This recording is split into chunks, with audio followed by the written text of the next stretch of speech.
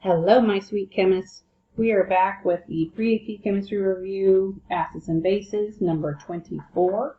A student creates a 1.5 molar solution of hydrofluoric acid and stores it in a plastic container. The Ka value of the acid is 4.0 times 10 to the minus 4. What percentage of the acid dissociated? Well, first things first, we need to know, because we do, that our hydrofluoric acid is HF. It's also a weak acid, so that'll play a part in just a second. Next thing we have is we've got concentration in Ka, which tells us that we need to do a Rice table. So R is our reactant. We have hydrofluoric acid dissociates into hydrogen ions plus fluoride ions. The initial concentration, I stands for initial, is 1.5 molar of hydrofluoric, so I'm going to write 1.5. The initial concentration of our products is 0 because they have not been formed yet.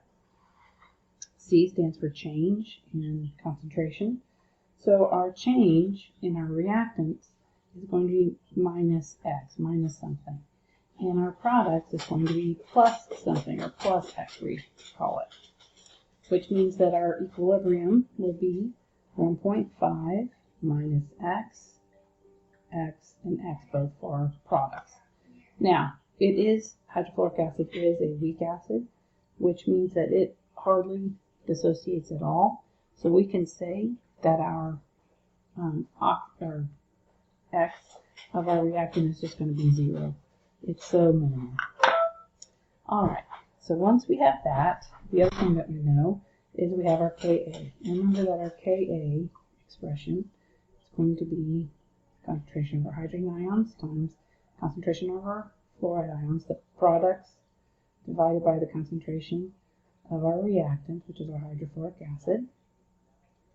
We have our Ka, so we can go ahead and substitute that. So 4.0 times 10 to the minus 4 equals, and remember, hydrogen is X, fluoride is X, and we decided that HF, we're dropping the X because it's so minimal dissociation, to 1.5. So that is going to equal X squared divided by 1.5. Alright, so we're going to now just solve for X. Well, I need to get X by itself, so I'm going to multiply both sides by 1.5. Those cancel, which means that X squared equals 6 times 10 to the minus 9. Still, we're not quite to X yet, we're at X squared, so I need to take the square root of both of these, which means that X is going to be 2.4 times 10 to the minus 2. Okay, so if they were asking what is the concentration of our product, we have that. But this is not what they're asking us. They're asking us what is the percentage of acid dissociated. So we have the final concentration, we have the initial concentration, and we can make that a percent. So, percent dissociation is going to equal our final 2.4 times 10 to the minus 2 molar divided by our initial 1.5. We wanted a percent, multiply it by 100, and you should get about 1.6% dissociation.